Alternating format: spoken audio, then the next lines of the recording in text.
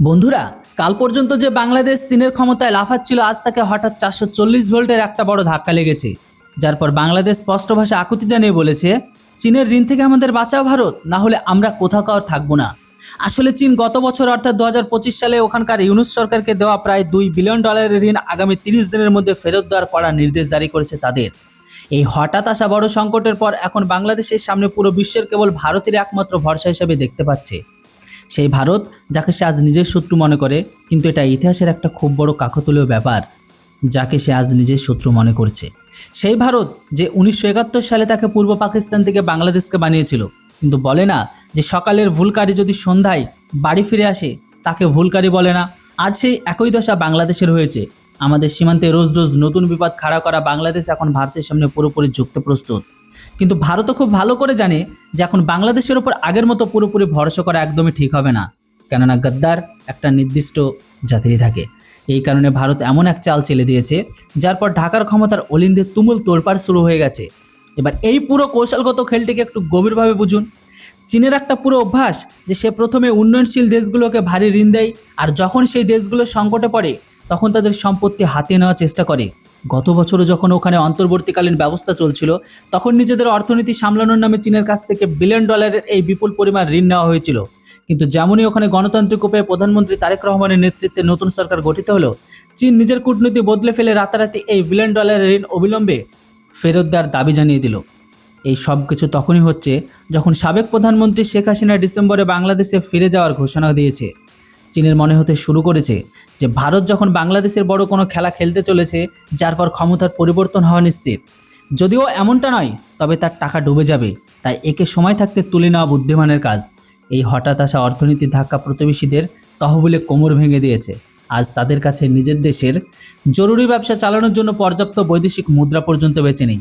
এমন কঠিন মুহূর্তে যখন অন্য কোনো দেশ তাদের বড় কোনো নিষেধাজ্ঞা ছাড়া সাহায্য করতে প্রস্তুত নয়, তখন প্রধানমন্ত্রী রহমানের কাছে এটা পরিষ্কার হয়ে গেছে এই সংকট থেকে তাদের কেবলমাত্র ভারতই বের করে আনতে পারে।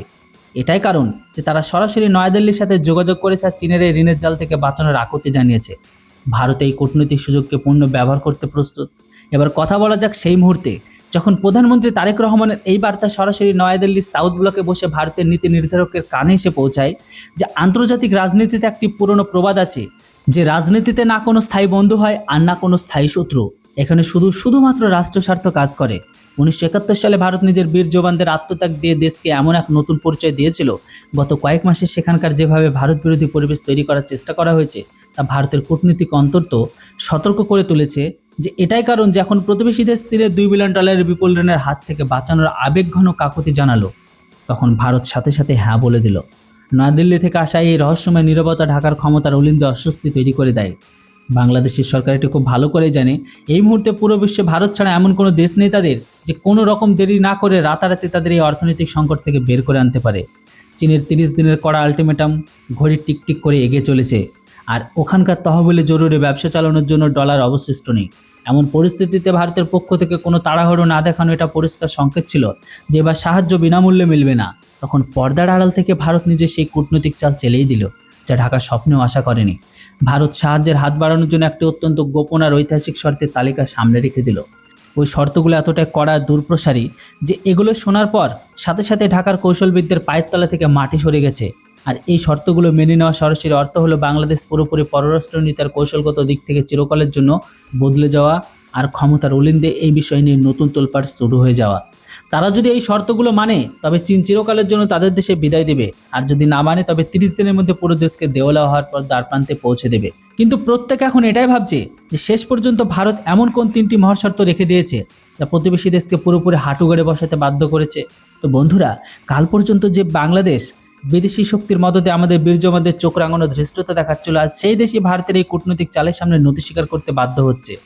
ভারতের দুর্দান্ত আর অনর কূটনীতির সামনে ভিডিওটিতে একটা লাইক তো কমসে কম দেওয়াই যায়। এখন ভিডিওটি লাইক করুন যাতে এই গর্বে ভরা খবর দেশের কোনায় কোনায় পৌঁছায়, আর নিচে কমেন্ট বক্সে পুরো জোশের সাথে জয় হিন্দ অবশ্যই লিখুন। আজ দেখতে চাই যে কতজন সত্যিকারের দেশপ্রেমিক এই কমেন্ট বক্সে তেরঙ্গা রঙে রাঙিয়ে দেন। আপনারা যদি চান যে আমাদের ভারত বিশ্বের প্রতিটি মঞ্চে এভাবে নিজের আত্মনির্ভরতার শক্তি প্রমাণ দিতে থাকুক, তবে অবিলম্বে নিচে দেওয়া বোতামটি টিপে আমাদের চ্যানেলটিকে এখনই সাবস্ক্রাইব করে নিন এবং নোটিফিকেশন ঘন্টাটি বাজাতে একদম ভুলবেন না। চলুন এবার সরাসরি যাওয়া যাক ওই কৌশলগত খেলার সবথেকে বড় আর সবথেকে সিদ্ধান্তমূলক মোড়ের দিকে। তো বন্ধুরা, ঢাকার ক্ষমতার অলিন্দে এই মুহূর্তে যে অস্বস্তি রয়েছে তার ভাষায় প্রকাশ করা কঠিন। একদিকে চীনে 30 দিনের সময়সীমা বালির মতো হাত থেকে ফসকে যাচ্ছে, আর অন্যদিকে নয়াদিল্লির কৌশলগত নীরবতা তাদের উপর মনস্তাত্ত্বিক চাপ প্রতিটা পার হওয়া ঘন্টার সাথে বাড়িয়ে তুলেছে। বাংলাদেশের বড় বড় নীতি নির্ধারকরা বন্ধ করে ম্যারাথন বৈঠক করছেন যে শেষ পর্যন্ত ভারতের এই কূটনৈতিক চক্রব্যূহ থেকে কিভাবে বের হওয়া যায়।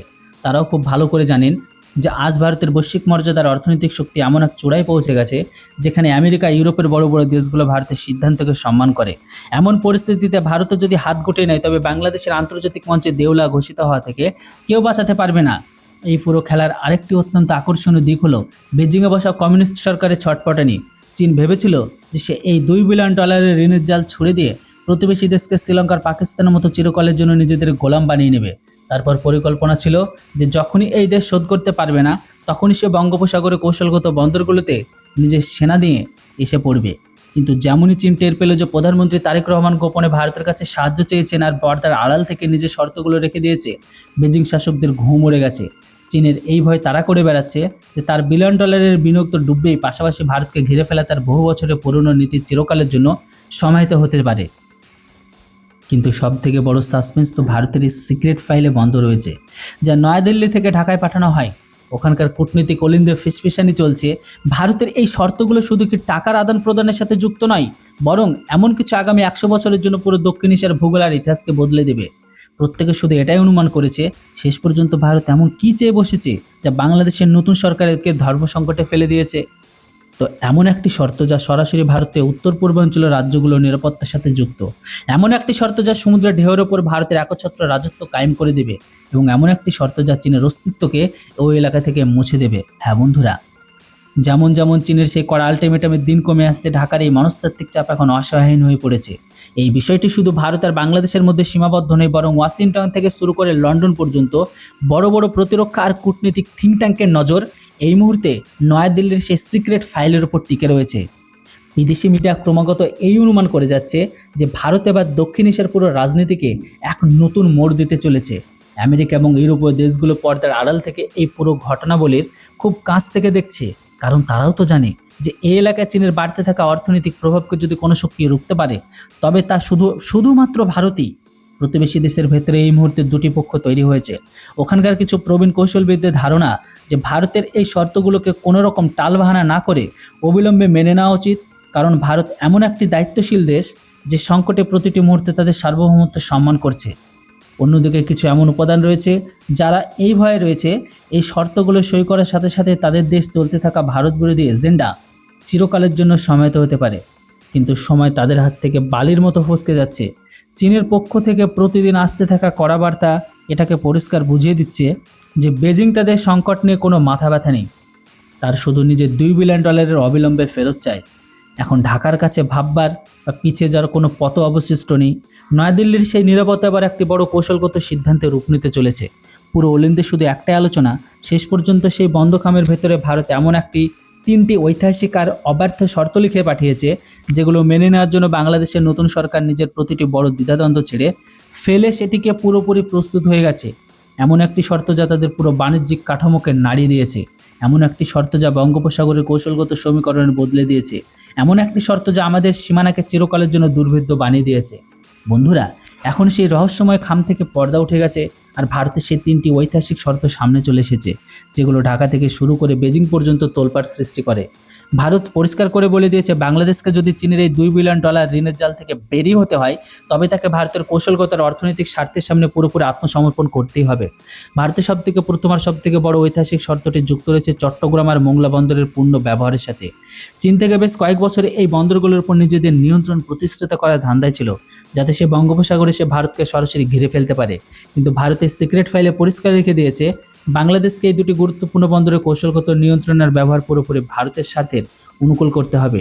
ভারত এই বন্দরগুলোর মাধ্যমে নিজের উত্তর পূর্বাঞ্চলের রাজ্য যেমন আসাম, ত্রিপুরা পর্যন্ত সরাসরি নির্বিচ্ছিন্ন যাতায়াত চায়।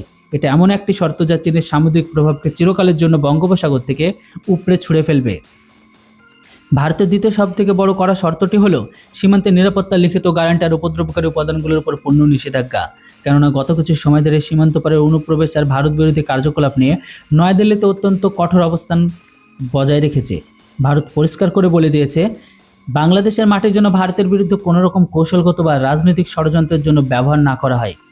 সীমান্ত পার থেকে হওয়া যে কোনো নতুন বিবাদ অবিলম্বে থামাতে হবে, আর ভারতের নিরাপত্তা সংস্থাগুলোর সাথে রিয়েল টাইম গোয়েন্দা তথ্য ভাগ করে নিতে হবে। এই শর্ত আমাদের সীমানাকে চিরকালের জন্য সুরক্ষিত আর দুর্ভেদ্য করে তুলবে। এবং ভারতের তৃতীয় সবথেকে অব্যর্থ চালটি যুক্ত করেছে অর্থনৈতিক ফ্রন্টের সাথে।